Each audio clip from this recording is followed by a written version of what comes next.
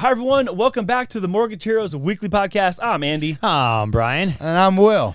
You guys, we are here with everybody. Wanted to ask you guys to all celebrate with us. We got our 100th episode today. Oh, my God. So we're here. When we started this, I wasn't like looking downrange that far, like, oh my gosh, 100's going to be within reach soon. And then here we are, 100 episodes later as of right episodes. Now. That is nuts. So before we jump into today's topic, guys, I want to take a real quick look back. So on your screen right now, I'm going to show you guys what our very first episode looked like. Wow. You remember this? Andy, you had hair. No, not really. Not quite hair yet, but we were on our way out still. That was our very first episode. So episode number 1. We didn't have any of this other stuff here with us in the set. Cheesy smile. The table was a different way. Look, this was just another 1 week later. We'd already made another change, and then we tried yet again another look. This one's almost like when the detective.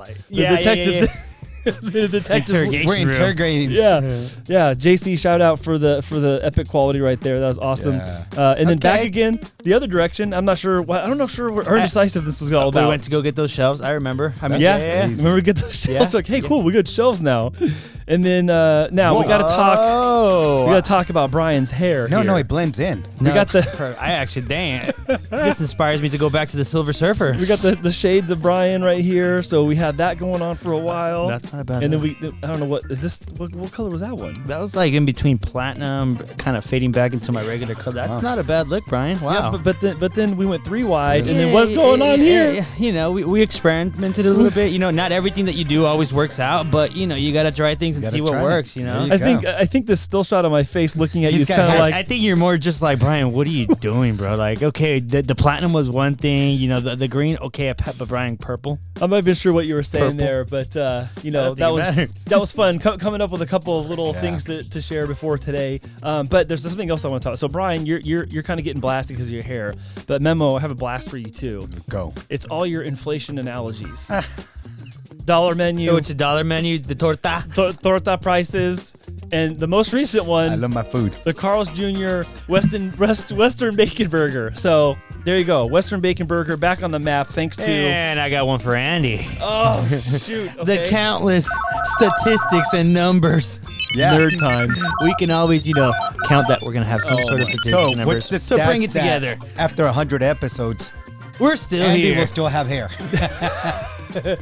You'd think that after 100 episodes my head would look different. It doesn't. So sorry to disappoint. What I would like to share is, Andy, we cannot thank you enough for, cracking the whoop on us. Like, you got us in here. You started all of this. So my goodness, I would have never thought we'd come to 100 episodes. Oh, 100%. I appreciate that. 100%. And I follow what Will says. We took a webinar a few weeks ago, and they mentioned, hey, if you do a podcast with co-hosts, make sure that they're as committed as you are.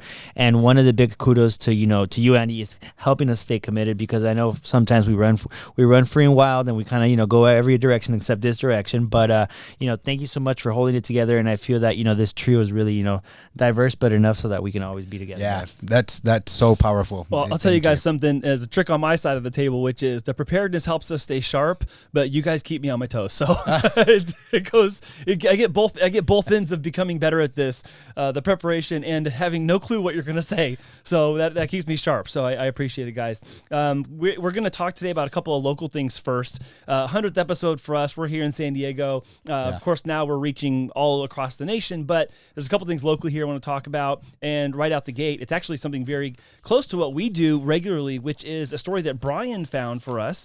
And this is about a Navy couple who bought their first house here in San Diego, but they did it the house hacking method. So, Brian, I'm going to just kind of let the leash off. Can you just take us away with this one? Because there's some points I want to make here, but I want you to take the lead on this because it's our 100th episode, and you picked this one. Go for it. Yeah, no. So as we were doing our research, I came across this article, and it was a military member at the time and his wife that basically leveraged their VA loan to be able to start house hacking. And essentially, the way that they did it is, by purchasing a triplex at the time, renting out 2 units, and being able to leverage those rents to pay at least half or 1/4 of their mortgage. Fast forward 2 years after that, they were able to convert it into full cash flow investment property, and begin their career in real estate investing. And that's actually where I wanted to dig into the story, because there was such a neat tale where they utilized their VA, and then somehow they saw that there's a lot of value in what we're doing here. We can actually build upon this. And, all it took was, that leap of faith, taking that property, a triplex for their first property, and, taking it day by day, and it looked like it worked out for them. Fast forward now, he's 100% in real estate. He left the industry in 2020, and he's actually here local in San Diego. Left the Navy. Yeah. Sorry. So he left the Navy in 2020, him and his wife, and he started off here in San Diego.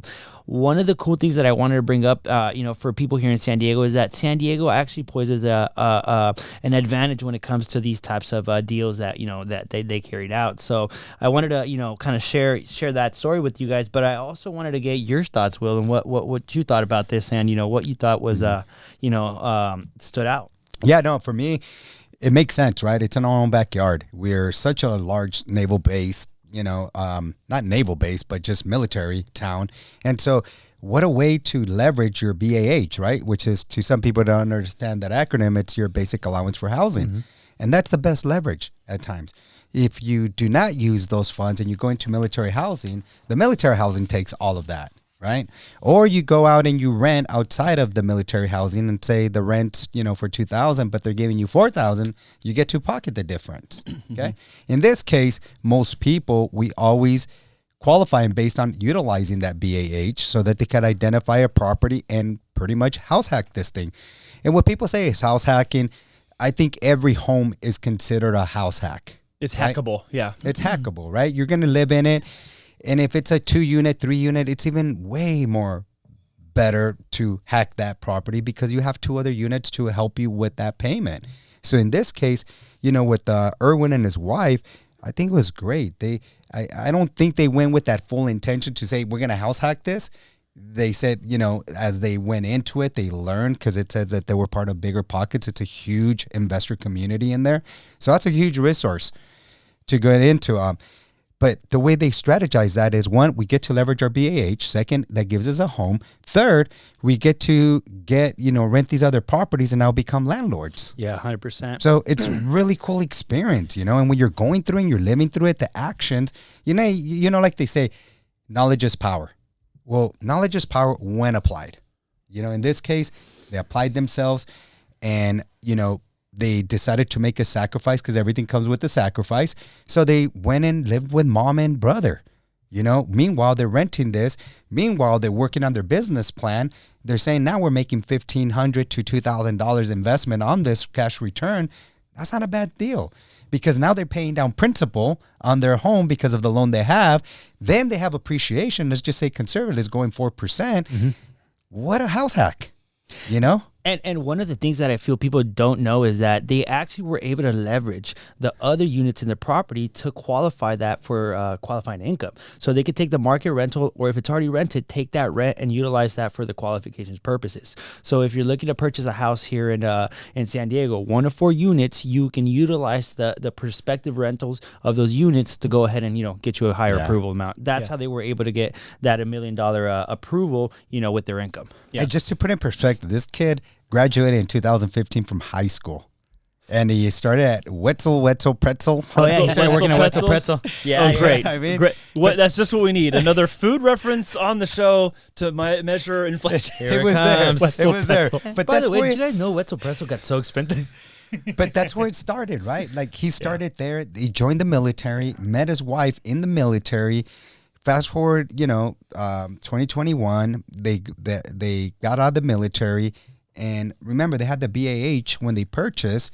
When they got out, they no longer had that, which I think that's what influenced them as to, I have to make the sacrifice. I have to go and live with the parents because I can, that payment, I no longer have those BAH. There's so many elements of this story that are the technical parts, what we talk about on a regular basis, but the attitude and the behavior that we also reference. And I know that for some people that maybe don't know us and they haven't known us for a long time, they sometimes things I used to hear this, and every once in a while I kind of see, well, of course you think that. You sell the thing. You make money by being on that side of the fence and all that. So it's like, But when we tell people like the VA is like the best deal in town, it literally is. They got this place, a 3-unit place, over $1 million, 0 down payment. That does not exist in another program. Then they have their income that was qualified because of their BAH as active duty.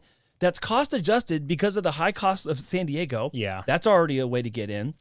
And then on top of that, they're offsetting that monthly payment on the application process because you get to count the rent for the units that you're renting out. Of course. And then it gets better because at the end, you're saying, okay, well, they moved in with their house. That's a behavior thing. We've talked about this. People are willing to do what they need to do, get creative, and create freedom of money and freedom of time and not be shackled down to things, which is more of a younger generation thing. So this is like spewing all of these variables and characteristics and elements we've been talking about for a long time and in a lot of different areas of our show. Yeah. But this is such a great story, Brian, because it really encapsulates all of the things we're trying to tell people to do right now. Yeah. It's everything. It's very inspiring, especially him being a young kid. You know, he's a kid, graduated in 2015, got out of the military in 2021 and started focusing himself with real estate and entrepreneurship. And this is what it's all about. And you know what I like with it starts here on the story. It goes, I do not have a college degree. So most of us think that that's what it is. But a lot of times is, you know, what's powerful is who you're aligning yourself with. In this case, he aligned himself with Bigger Pockets. He wanted to understand the information. He wanted to gain knowledge, and he applied it. 100%. And you know what? The first step, and I know I see a lot of my buddies that are in the military or, on social media, everybody's on there. I'm sure you've seen, house hacking, use your VA loan. And I'm letting you know right now, it's the time to take action. Even if you don't know how to get started, but you're looking at it, you know that you want more information. It's time to take action, reach out and say, hey, what are my options? What can I do? Because that's the only way you're going to figure out if you can or you can't. But you already have an upper hand on a lot of people. You have a VA loan. Yeah. And that in itself could be explored in a very, very advantageous way. So I definitely encourage you, if you're listening to this right now, reach out to somebody that, it can help you and guide you in that sense. Well, let's think about this, right? And I like what the article says is, being stationed in San Diego gave us few key options. The housing allowance, which is the BAH, we receive it as the military members, was higher than in most U.S. locations, boosting our household income to about $10,000 to $12,000 monthly. Okay. The great thing about this loan, it requires no down payment. How many of us that are civilians, we go out there and look for a home, and what prevents us from buying a home is how do we come up with our down payment? Right? So I put right here leverage at its best, because that is the best leverage. When you have this eligibility, that is the best leverage you can utilize. Any investor will love to have that. Yeah. What do you mean? I can go into a property, look at this as an investment, and then if I PCS, which means I have work orders to go to, I just had one that's going to Japan. She's going to end up running her place instead. Going to Japan, obviously you're not going to buy over there. We have many people that are buying here, and they get stationed in Colorado, in Washington, and New York, whatever it is. But wherever they go, they can utilize that benefit once again. And something that caught my eye that I want to make sure I mention is that, remember you were making reference a couple episodes or a couple segments ago talking about the average age of first-time home ownership. And this guy's kicking that butt of that number. That number's like 38 years old. He's 39. 38 or 38, 39. Okay, but like he's easily well below that. So he's actually like beating the median, if you will. And 23. It wasn't in our notes for me to say that, but I was thinking about this. I was getting ready today. I'm like, you know what? We just talked about that. And so, you mentioned it, and I was like, man, this is someone who's actually beating that that stat, and I love that kind of thing. We should reach out to him and find him. No, it's pretty cool because he actually went in there. We went and checked out his web pages. He buys homes. He's doing a little bit of everything, and that's a resource, right? Using your skills and teaching other people and helping them. Like, this is pretty cool stuff. Yeah, no, that's awesome. Well, that's a really good one, guys. I like how it embodies so many different parts of what we've talked about in maybe different segments in different times. Absolutely. But it really all is in like one story, and that was super cool. You sent that one to me. I'm like, oh, this one's hot. Yeah, this one's real good. Yeah. I was like, oh, I gotta share this with the guys. Yeah, and I mean, you see the kid's picture. He's like, he literally looks like a kid, even right now. Like kudos, good looking. Oh, and one thing, I'll finish off with. He did this for his family to help him out. Started with his family out in Philippines, and then his family here, and then now he's able to take care of him on a whole another level. So just that. Good one. All right, so guys, the next one is actually from San Diego as well, and I don't think we've ever had an article from KPBS, but we found this one. It is San Diego adopts new rules governing sales of affordable housing. I specifically want to avoid talking about the nuances of it. I want to talk about the theory of it, okay? So I'm just going to read this part and we're going to go into a conversation. So the regulations are aimed at preserving properties with deed restrictions that limit rents to affordable levels. When owners wish to sell such properties, they'll have to offer first right of refusal to a list of qualified buyers who build and maintain affordable housing. Now, proponents say the ordinance closes a loophole in the state law, and supporters acknowledge that there are some limitations in this still. Now, as far as fixing our affordable housing issue, we use the word affordable housing in a way when it comes to like what it requires on paper for someone to qualify to get a mortgage. But the definition of affordable housing is more about like income relative to the cost of renting or buying in that place. Yeah. So without going any further into the various nuances of this, do you think that policies like this, if executed correctly, can help ease some of our problems here in San Diego?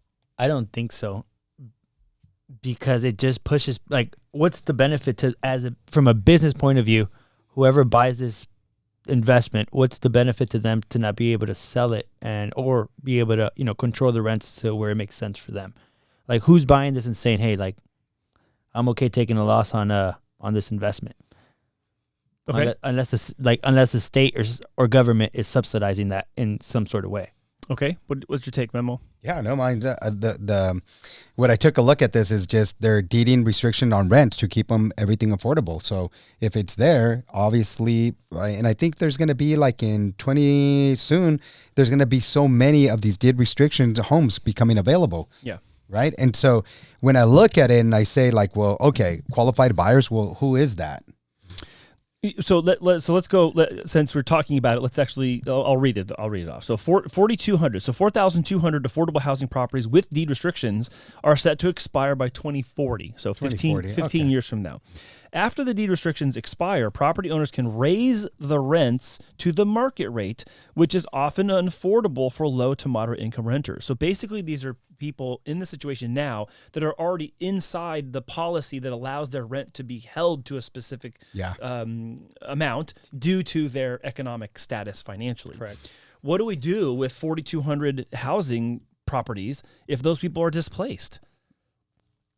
That's a tough question. That's the question. Yeah. Here in San Diego, that's a tough question. And it's fine that it's hard to answer. Send it to that's one of my points in this is there's no clean way out of this because there's no easy answer. We have inventory problems that we've talked about here ad nauseum, right? Yeah. We have pricing issues, which we talk about. And I'll say, how many people did we see have situations where they're in a place that every year the rent goes up by the 10% max, and it's still not even where market rent is now because of how rampant that went up during like the closures that happened 2020 and 21. Yeah. Like it was insane how much things were going back on the market, having gone off the market and come back way higher than they were. Similarly to how we see places for rent up in LA that people are putting on the market right now, they're way above what the actual market rent is because of the fires and people being displaced. So I think that they're trying to front run this because they want to give themselves ample time, obviously. 15 years is a lot of time, but to figure out what would be most advantageous. I guess, my biggest question would be how many of these homes do we have that have these deed restrictions? Well, I don't know if it's more than the 4,200. They're just mentioning the 4,200 connected to the expiration of 2040. Yeah. So, that's a long time. It is a long time. I mean, it's 15 years. There's obviously, it's not going to wait till then to get fixed. But the reason I was saying that, though, is that it's a real problem. It's not just happening in San Diego. This has got to be happening in other places where there's very high cost of living on average, but there's still a lot of people who live below average means that are still trying to keep a shelter over their head. So, do you think that at the end of by 2040, do you believe that the people that own these, who owns these properties to begin with? Is it private investors? Like, because if they're like, well, it's a mix. It's a mix. Yeah, it's not just one kind of. There's not one kind of landlord. Well, what if they want to increase their rents, or they're just kind of like, hey, I want to sell my property. Like, well, if they're going to sell, they're going to. The whole point is if they sell, then they want to offer the house to the people who are qualified on this list. Because now they have to do that. So all these people that are currently qualifying for low housing, if they can qualify for the purchase under affordable housing, then they'll get first right of refusal before the open market. So think of it like a place going to a holding bucket before it goes to MLS. Like the people who are qualified on this list get first crack at it, and then it can go to the public market after that. What do you think of that idea? I just think that if it's already going to be difficult to keep up with the regular market rents, then it's going to be a lot more difficult to get approved for the purchase.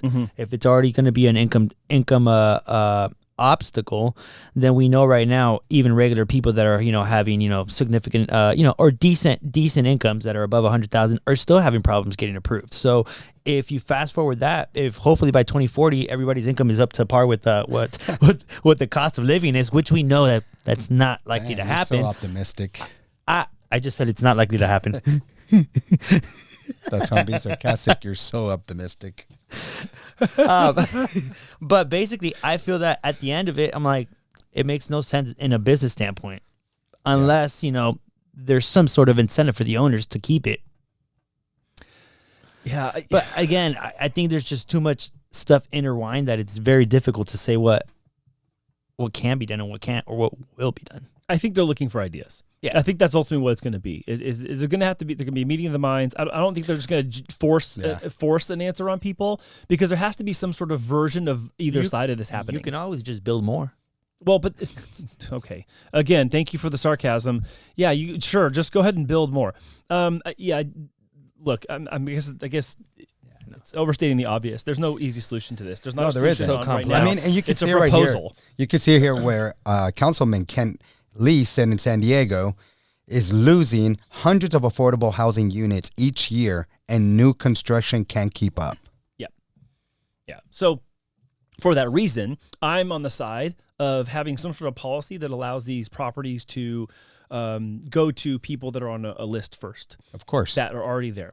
I don't know how you guys feel about that, but that's no, where I think that's it's like like when you rent a house and you have the rent to buy option. It's like, I mean, they're every area. First. If you go here in Eastlake, I mean, there's developers that develop and they give them certain tax breaks and everything, and they put it's going to be for if you offer your Section 8 and stuff like that. So, and every area is required to have a certain amount of affordable homes. That's true. Yeah. So we see that, we have those, we have plenty of those around here. And that actually brings up, there was a few properties out of right there by San Isidro off Otay Mesa, and some of those were low income housing. Then you had to prove basically that you had more than 4 people to live in the property. Everybody's either, you had to prove that everybody's name either on a bill or they actually live there. So it's like they do have those programs, but I'm like now wondering, in between all those properties that are regular, they have all these affordable programs as well. Yep. So I mean, a lot of people require stability, and I think these things, it's a good thing. Yeah.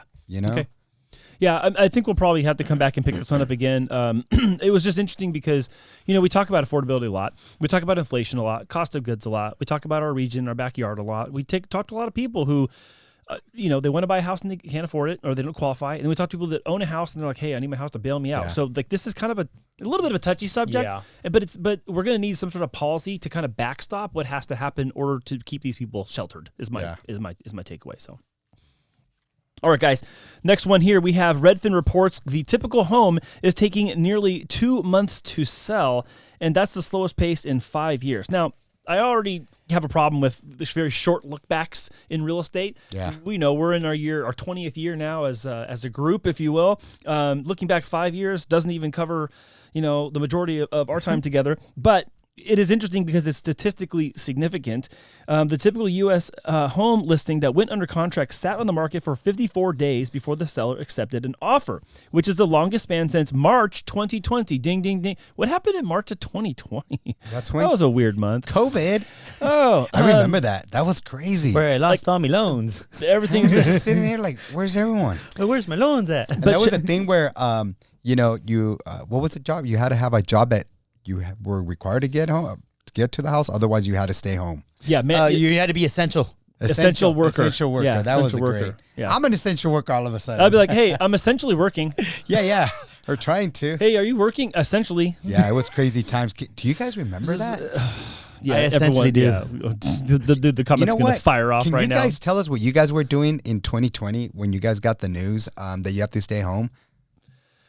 I was at home. I wasn't asking you. I was asking our I know. audience. I'm commenting. I was at home. But I was at home. What about you? I feel like I saw you here at a the lot, office. though. Oh yeah, I lived here. Yeah. Okay. So I want to put some timestamps in this. Okay. So this is the so this is the longest time span since March 2020. Earmark March 2020. Yeah. Then at this time in 2022, so January is what this is coming from. So January 22, less than 2 years later, the typical home is selling in 35 days. Which is like piranhas. That when I saw 54 compared to 35, I'm like, that's like when they put meat in the piranha aquarium and then there's just like this all go. That was what it was like. But we had a shortage of homes at that time. That was the worst. It was crazy. Everything went. We don't need to go too back in the way back machine, but we have to warn people that, listen, your house is going to sit on the market a little longer, and it's not necessarily because it's undesirable. It's just because there's not as many people that can afford it, and there, with increase of inventory, is more selection, which means your house is just going to have to be in better shape, or you're going to have a better deal and come with better terms on the sale side or something. Yeah. So I don't know. So those are kind of like my main points. So one of the things that I agreed with, and I actually I find it that everybody kind of follows that fear of missing out. And when the market is hot and there's a lot of competition, everybody wants to transact. Yeah. But then as soon as, rates go up, the market slows down, it's like people are waiting for the competition to pick back up because they don't want to buy and get a bad deal. But they don't realize that it's inversely, it's the inverse way. Like, if there's less competition, the sellers are probably desperate, meaning that you can maybe get a better deal depending on your negotiations. But damn, I lost my train of thought. Yeah. Come back to me, Andy. Thank you. You're talking about negotiations getting a better deal. I completely lost my train of thought. No problem. Okay, so it's okay. I have something else I want to talk about here. So the point at the bottom of the first page, it's okay. The point at the bottom of the first page here was that people who are starting to believe that if they want or need to move and they can afford to, they should do it, which we've been kind of telling people, like, if you can afford to get to a place, like, get it. If that means you have to move out of the main little area you want to live, but you can kind of be on the periphery of that, like, you maybe start considering that. We've been saying that for over a year. We're tripling down on saying that, like, right now. You have more inventory to pick from, like we're talking about. And one of the things I wanted to mention on the stats side, because as Brian mentioned, I'm the stats nerd with you guys, is, we covered this in a previous episode where our average sale to list price ratio is 98.1%. And so that means that the crash didn't happen. A couple segments ago, we talked about Wall Street was thinking that, houses are overpriced by 20 or 30%. And the market's reaction is, no, we're only overpriced by 1.9% because our list price, our closing price is 98.1% of our list price. Yeah. So I think that this is going to hold into this year, even as months of supply raise. I don't think you're going to see a race to do a deal just because sellers have to wait a little longer. Yeah, no, I mean, it's not going to happen. Like the article states here, sales are slow because it's very expensive to buy a home with mortgage rates sitting at 7%. And that's a fact. Yep. I mean, we're at one of our worst affordability crises in over 30 years. Oh, yeah. It's what it is. And we haven't seen buyers this low in also like 20 plus years. So this is very difficult for people to just go in there and say, yeah, I'm going to buy we just qualified somebody at $1,025,000. We're going to go FHA 3.5% down, and their payment was $8,300. Whoa. And it was a 1,500 and change square foot here. And it doesn't have Melrose, but still, that was a lot. $8,300? $8,300. That's $100,000 a year. That's correct. Holy shit. So what's their income like? Yeah, good income. They qualify. That's my point exactly. I mean, That's qualify. insane. It's like $234,000 is what they make. And this wasn't like one of those triplexes like we talked about in the first article. No. There's offsetting income and all that. No, this is a single family residence. Bro. So when we're talking about this and why these things are sitting, it's because of that fact. Things are a lot more expensive for, people to afford right now. Yeah. Isn't that a case for, so here, the immediate thought then is, well, isn't that a case for sellers to drop their price so more people could afford or buy their place? And it's like, no, maybe not, because they don't, okay. But my other side's like, well, but why? Because if the market price is the market price, well, then the right person will show up. And they'll pay the price. They can count in 54 days, they'll sell that house, right? So that's the one. Hey, check you out. Yeah. So here's the thing. Then it comes out that's stating that prospective buyers have been cautious because they've seen homes sitting on the market.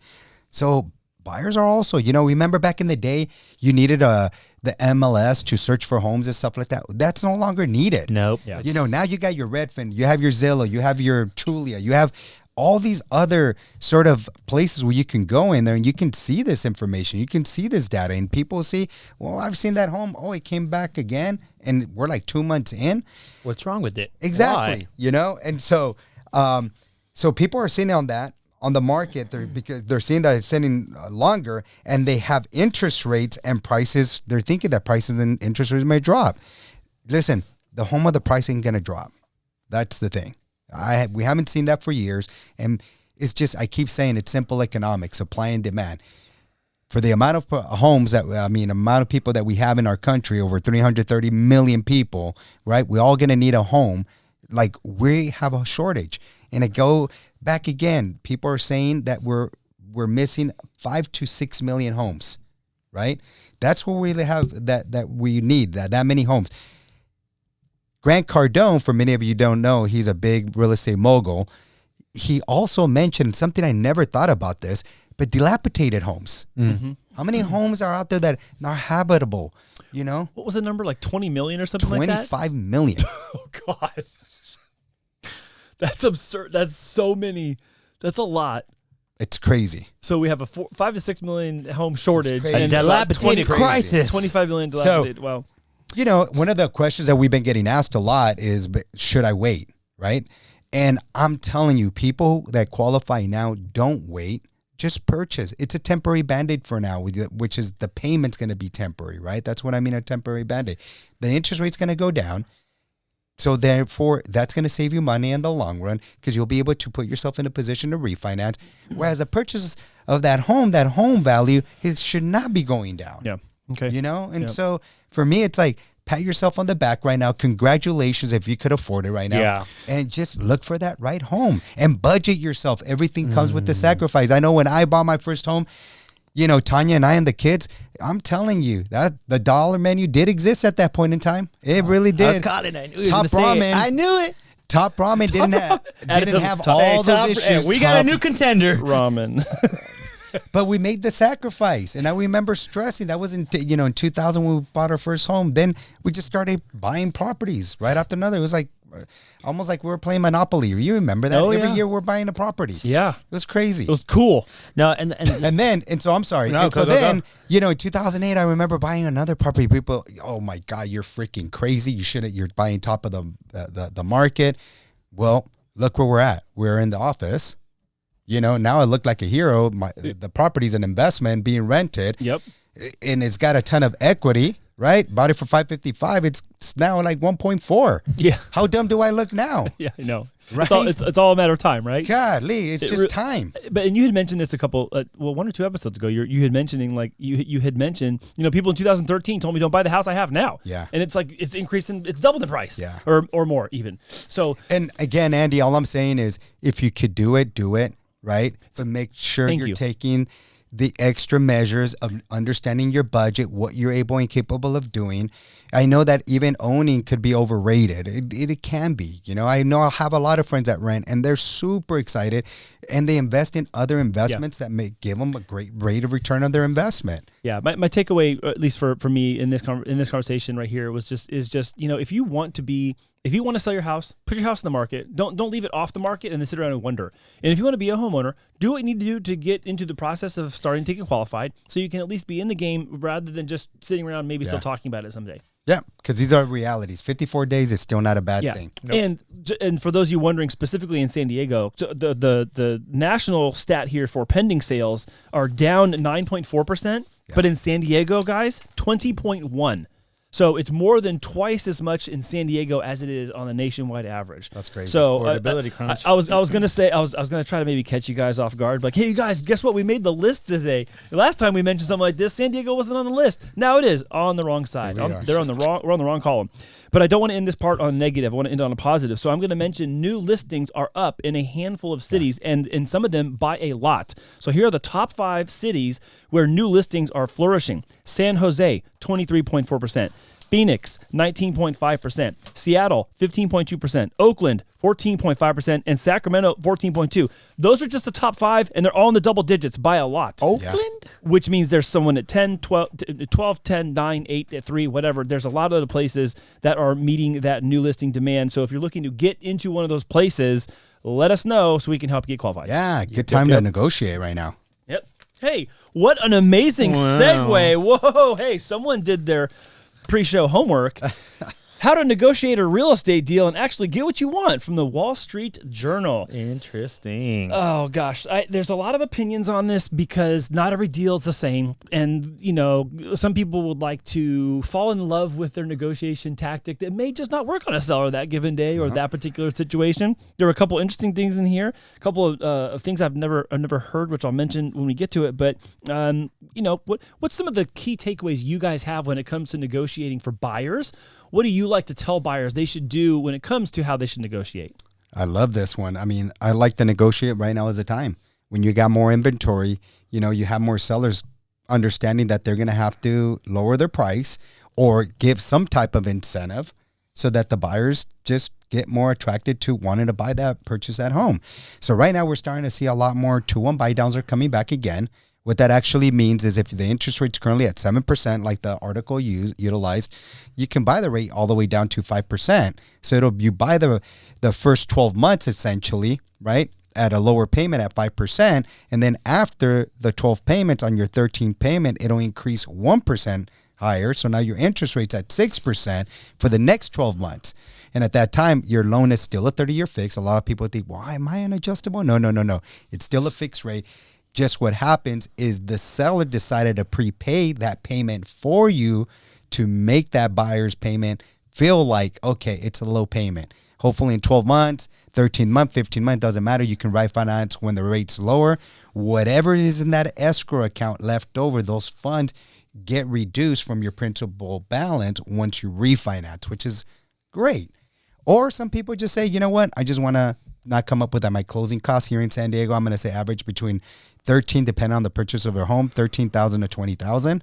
You know, they can use that to pay their closing costs and just worry about, I'm just going to come up with down payment. Or negotiate furniture. You know, some people decide like, you know what, I'm coming from a 1-bedroom. Now I could afford a 3-bedroom. It's furnished. These people are moving. Can I negotiate even the furniture? I'm starting to see some stuff like that now. So, on my end, basically what I let my clients know is that virtually everything's negotiable. Now, nothing's guaranteed, but this is where I feel, you know, having a good team and having a really good agent is where it comes a big part. You're going to want to have someone that's a, you know, transactional engineer that understands the seller's pain points, that understands the market, that understands what's going on with the property, or, you know, if the seller needs more time, less time, whatever they might be. I think understanding that and knowing where to come in as far as, you know, if the seller's sensitive, they need to move quickly, you know, meeting them in their terms, but in a way where it's, you know, cordial. It's not, you know, demanding. It's not, you know, abusive, abrasive, or, you know, you demand this, I need this, or I'm not buying the property. Here in San Diego, there's a lot of people that want to buy the same property. So you have to almost understand and, you know, become a chameleon and be able to understand what the transaction needs, because every transaction is different. You might get credits on one transaction, but you might not get credits on the other transaction. So don't be afraid to ask for as much as you want, but in a way that is not going to sound demanding, because the worst thing that could do is say no, or the worst thing they could do is say, hey, I'm going to give you half of what you asked, or hey, you got everything. But if you don't ask for the things that you want in detail, you're not going to get anything. Exactly. Yeah, you got to communicate that. I mean, I love how the article started off with negotiating at $14.9 million. Come in. How many buyers do we have in that price range in Miami, Florida, right? Listed at $14.99 million, and the initial lowball offer was $13.25. Wow, that's amazing. Yeah, and the seller's like, well, wait a minute. I see a comparable at $14.9 million, right. You know, but that's where the negotiation starts. The art of negotiation, you know? Yes. So, meeting of the minds. Right. That's where our president's doing right now, is just using the art of negotiation. Or negotiated force. Yeah. Is that the better description? Yeah. So I wanted to make reference only because I find it entertaining and a little bit unusual, because it is unusual. This guy that was listing a house in Colorado Springs for $1,075,000 back in 2001 was faced with a term he had never seen before. The buyer's request was asking to have an extended closing date to install a motion-activated bear cam on the property to see if bears were present. And the seller says, I hated agreeing to it, but in the end, we sold a very luxurious home in a slow luxury market, so it was worth it. So it goes on to say here that they'd actually only seen one bear in over a decade there, but the risk of the deal falling through is why he agreed to it. Yeah. So the reason why I know it's humorous to me. I'm totally entertained by this, but the reason I brought it up is because that seems like so like off. It seems like so off the range of normal that someone would. But to the buyer, guess what? It matters, right? Yeah. It's like we talk all the time. The cliche, the values in the eye of the beholder. Well, okay, who sets the price? The buyer. The buyer sets the price. Okay, well, who sets the terms? No, kind of both the buyer and seller. The seller could say no, but then their house is going to sit on the market still. Or the seller could say yes, give them some time to make sure and just prove, I know there's no bears. The bears aren't going to show up. There's been a bear in 10 years. What's another week or two going to hurt me? Yeah. And then the buyer gets peace of mind. Boom, $1 million deal closed. Yeah. I think I just correct. It was 2001. It's 2021. I'm sorry. I said I didn't mean 2001. 2021. My guy. My guy. You got excited. I was. All of us. I was like, I can't wait to talk about this today. That. Okay, cool. Well, you guys. Yeah. And so. Yeah, on this 14.9 million, that was also pretty crazy. Why? Where the guy comes out at 13.25, like, hey, you know what? Do I really need to buy it? Well, let me put in. That's kind of the buyer, the way, that's a tactic that they play. You're mentioning earlier right now that you have to have the right realtor representing you, right? So key. So most people, they're like, no, just the sellers are just not going to go with it. Yeah. And so they don't want to do that, right? Yeah. And so they're like, no. In this case, they got somebody that said, okay, let's play your game, right, Mr. Buyer? Put it at 13,250,000. Well, and then they started going back in counter negotiations, baby. That's what I was gonna say. It brings up the point, like something just has to kick off the conversation sometimes. Where, maybe the guy does want it, and he's just kind of playing coy. And if you can tell that no one's had the place has been on the market for 90 days, 120 days, 150 days, and there's not been a price change, that seller has time to wait. That's what that tells you. Yes. And if some dude comes in and is like, hey, I'll give you 13.25 mil. And you're like, oh, that's way too under. Okay, cool. Sorry, I'm too low. No, let's start the conversation. Because if that guy has that much money to wait, if he's not in love with it, guess what? Then the price has to be right. Exactly. If he's in 100%. Love with it, I'll meet you at your price right now. Exactly. Exactly. You know what I'm saying? So perfectly right. The seller thinks my home is worth 14.9 million, right? Somebody should buy it at that. But if it's not selling, is it worth that? Probably not until someone says it is, right? Yeah, exactly. So at this time, in this case, they agreed to a 13.2 million. Yeah. Which is, buyer got a good deal then. Great deal. Comparable, at 14.9, it was a great deal. Yeah. And so it's just a reminder. It's a big number type of reminder that there's always a lot of other variables that go into buying and selling, and there's a lot of different motivations and factors that sometimes are time bound, sometimes are money bound, and sometimes are bound to being stubborn and just digging your heels in and be like, nope, I'm only going to do it this way. We've seen it all. On both sides of the deal. Yeah. Sometimes the buyer's like, oh, I'm definitely not doing that. Yeah. Walk away. Or the seller just takes their home off the market and they're like, I'm just done with this. Yeah. I'm taking my ball and I'm going home. See, these are the arts of negotiations by understanding what, where you want to meet in the middle of, for instance, what the seller wants. A lot of times you got to go in there, and I have the tendency of looking at a property profile to see what they purchased the property for, right? Because then I get to see, well, what's their current balance? If they just bought in 2022, 23, I already know the numbers are going to be very tight. They couldn't have paid off so much principal during that time. But if I see they bought back in 2012, there's a lot of room right there. Let's pay attention to those things. How do we go about this? And then ask questions like, is the seller just looking to buy? Is he relocating? You got to start seeing where the bloody neck comes from, right? Like, where is it bleeding? How is it going? And that's where the art starts coming out. Triage a crash victim. Is that what you're saying? You got to show up at the intersection and kind of take a look around what's going on over here. And for me, it's not that you're taking advantage. You're taking advantage of negotiating the best deal you can for yourself. Well, you're talking about leveraging your knowledge, your access to information in order to come up with a potential scenario that they're probably facing, and you can get a little bit quicker, to it a little quicker. Yeah, I just feel like if you're negotiating to get into a house right now, the more information that you have, it's going to help you make a better informed decision. And then therefore understanding the facts of the property, the time on the market, the seller pain point, that's all leverage for you to utilize for when the negotiations come, So make sure that you have all that information and you're going to be able to, be in good terms and negotiate a deal for yourself. The realtor negotiate that. And you ask the right questions to your realtor. And those are some of the things that you ask, like, when did this seller buy their home? What did they buy it for? Right. And so you kind of start, filling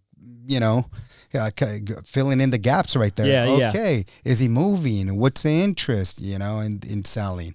These conversations happen between realtor to realtor. So do you guys have just shooting from the hip, do you guys have an example of an amazing negotiation recently where you're like, oh man, this seller really got a great deal, or this buyer really got what they needed? Oh yeah, no. For instance, this is going to be a low one, but we had a previous client that we're representing bought this townhome for $455,000. Okay.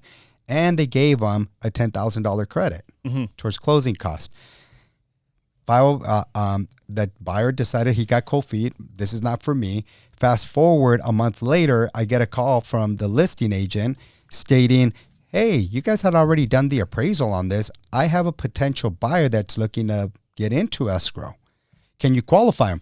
We qualify him. He qualifies. So now that property at $455,000, they gave him $30,000 off of the original sales price from before and gave him $10,000 to closing cost, and then decided now, call me like, hey, what's the maximum credit that we can give? No, that's amazing. Right? Yeah. So we're like, well, with VA, it's 4%, and so she goes, can we prepay for HOA for a full year? Oh, wow. That's and so awesome. They did that. Wow. That's cool. That's like $3,000 in change. So ended up getting almost $14,000. Just use round numbers, $14,000 in closing cost, and they got a $30,000 price reduction. Jeez. That's amazing. That's amazing. Wow. So that's a good one. That's an easy one that we just, that's cool. on. Awesome. Well, that's all I had really for this, guys. I mean, obviously everyone has different tactics for negotiations. You kind of got to feel it out and figure out where there's a pressure point, where there's not. Like, where are you hitting roadblocks? Where are you kind of making some inroads, and be open to what you're being advised by your professional that you've chosen. Yeah. Go ahead. So I was going to say, when you're interviewing a realtor, make sure and not be afraid of asking them, hey, what's your negotiation tactics like? What is your negotiation skills or your experience like? Are you okay with asking for credits? Are you going to fight for me in the inspection if things come up? Are we going to be able to ask for more credits? Because that's all leverage points that you're able to utilize, and your representative as the real estate professional should be having your back on these things and be able to say, hey, we can ask for credits here, but at the same time, this might may look our offer look either better or worse. But at the same time, don't be afraid to ask for what you want, because like I said, the worst thing they can say is no, or just meet in the middle. Yeah. And this market may change in another month, 2 months. If interest rates drop, what's going to happen? Affordability comes back.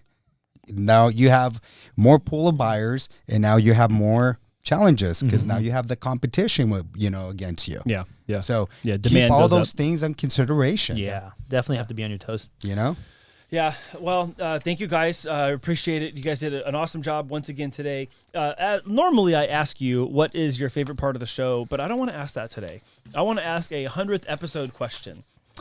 What has been your favorite part of doing the Mortgage Heroes Weekly podcast, Brian? Honestly, incorporating friends and mortgage heroes. I really feel that just brings in a different twist. You're able to meet someone, connect with them, talk to them for over an hour, and really get into an intimate discussion, knowing their know-abouts, their life, their stories, and that really gives us the warmth, the comfort to be able to say, hey, that's somebody that I want to tie my raft with, that's somebody that I want to build with, and that's somebody that I want in my corner. So I think that's a phenomenal addition to our show. So those of you who have not yet watched the Friends of Mortgage Heroes show, we have an entire playlist of people who are friends in and around real estate that do other things that in most cases complement the mortgage part that we do. Oh my goodness. Yes. So you can check out that playlist on our YouTube channel. Yeah. Next month, we're going to have some good people. Oh, we got some amazing episodes coming up. Good.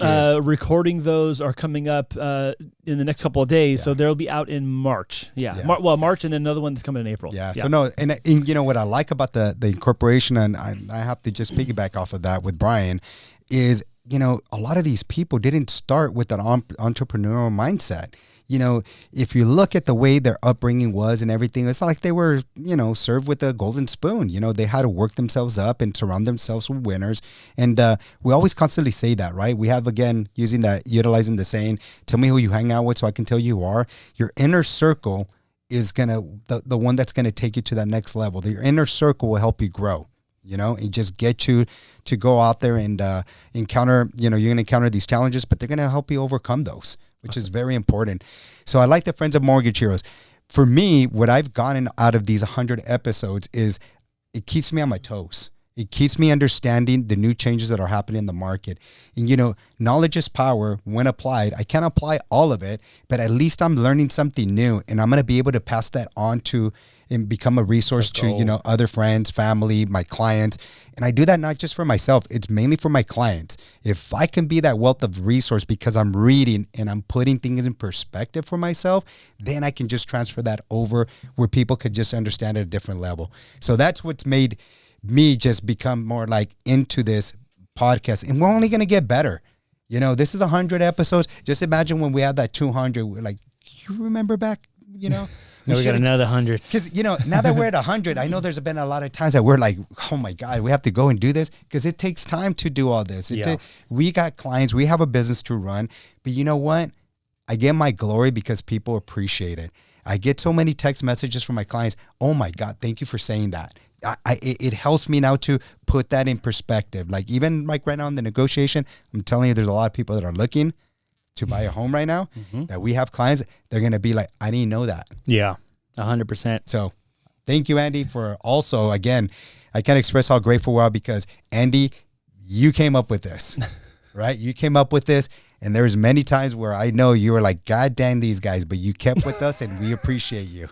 I love you guys. You're doing such a good job. I know you do. And I don't feel god dang about these guys. I love you guys sincerely. Off camera more than on camera. And I'm proud and I'm impressed because you've made great strides. You know, and I'll just quickly, most people don't know this, and you guys do. You know, part of what makes this, I'll say, easy for me is I was talking to a friend about this the other day, and you know, I've played drums since I was 14 years old. And part of that, I was immediately into like a music group where I had to like play all these shows, like 100 shows a year and all this. And it didn't dawn on me until real recently that I'm like, oh, I don't mind being in front of people or being in front of the mic, because like when you're the drummer, you're usually like the only one. Yeah. And if there's 1,000 people in the crowd or the audience and they're watching the band, there's like a lead singer, guitar, a bass, keys, and a drummer. You're the one. And so it's like, if you mess up, you just did that in front of everybody. Yeah. And you know, and when you're young and you're inexperienced, you have some of those. And I think I just got comfortable with, okay, well, that's just me. I'm just this way. And so I have great comfort doing this, and I love that this has helped our clients.